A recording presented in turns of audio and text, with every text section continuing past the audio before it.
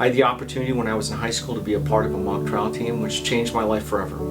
I learned about the law, I learned about how we hold people accountable, I learned about victims of crime and that they don't always have a voice. And from that I learned that I can be as equally effective, not just by saving human life, but by protecting it, by holding people accountable. My dad was a watchmaker. He owned a small jewelry store in Philadelphia, and within a 2-year period he was the victim of 3 armed robberies.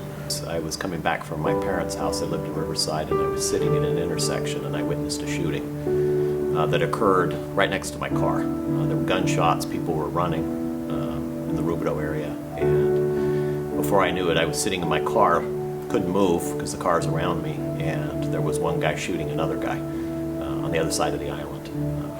Now, the person that was shot survived. He got up and ran off.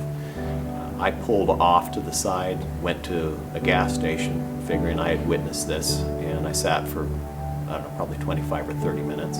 When I was in school and I started to think about what had happened to my dad and what happened to his dreams because of these crooks, I thought, who is it that's going to stick up for somebody like my dad, who worked along with my mom many, many hours. I'd be the first one to go to college in our family. And I think that's what pushed me into prosecution. Well, who's going to stick up for somebody like my dad? I wanted an opportunity to try and make a difference in people's lives, especially try to make a difference with people who are probably victims who have and are in their worst spots of their life, and to try and do something to help them. And finally, I was contacted by a detective, and he said, I apologize for the delay, I want to get your statement. And I told him, I said, that's fine, I know you have a number of people to interview.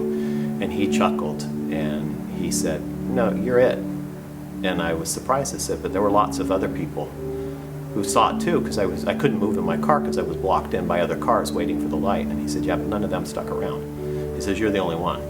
Seeking truth has always been what has been important to me, and we do that to help victims of crime, because the truth of the matter is that they are victimized, and people forget that. People forget everything in the criminal justice system, and it's been contorted to this view of how do we rehabilitate, how do we make people better, rather than holding people accountable.